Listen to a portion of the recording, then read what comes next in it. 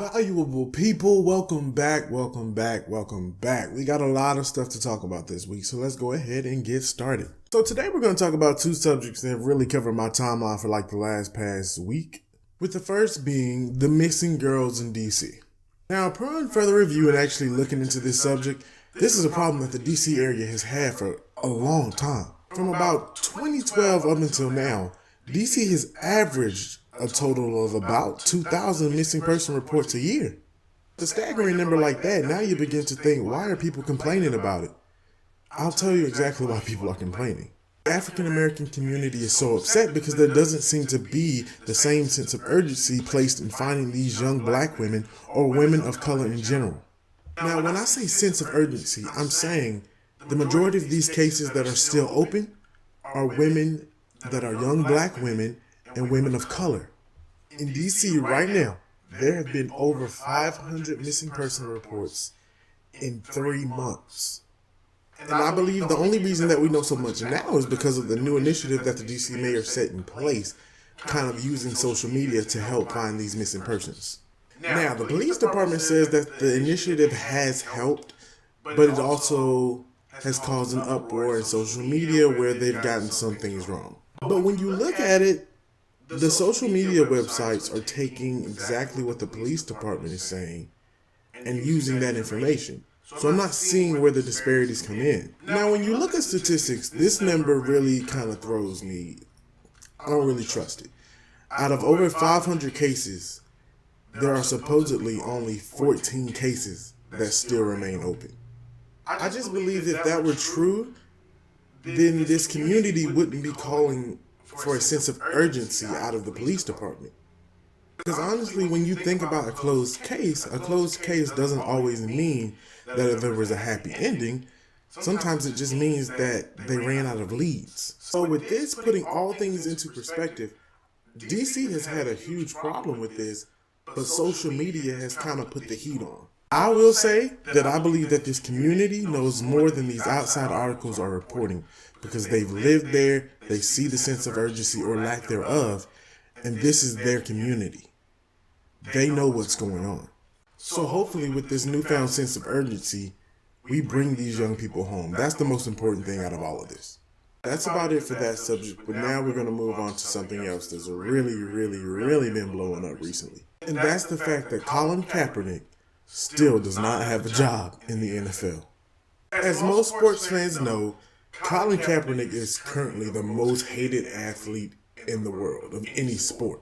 Colin Kaepernick achieved this by taking a knee during the national anthem to protest inequality and racial injustice in the United States of America. Since then, he has lost money, endorsements, and he's currently being blackballed by the NFL. Now, Roger Goodell has since come out and said, no, the NFL is not blackballing him. He's just simply asking for too much. Now, Mike Glennon just signed a 3-year, $45 million contract with $19 million guaranteed. He only has about 4,000 passing yards, 30 passing touchdowns, and 15 interceptions. But Colin Kaepernick is asking for too much when he got $19 million guaranteed? Now, Mike Glennon has not won a Super Bowl. He has not gone to a Pro Bowl. He hasn't gone to an AFC championship. He hasn't gone to any championship game.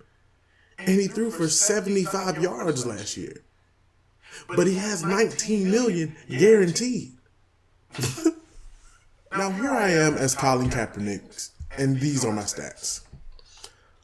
Over 12,000 passing yards, 72 passing touchdowns, over 2,000 yards rushing, and 13 rushing touchdowns, a Super Bowl appearance in 2012, back-to-back NFC Championship appearances in 2012 and 2013.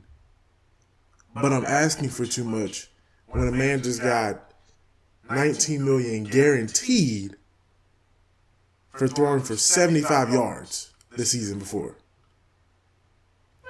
Get out of here.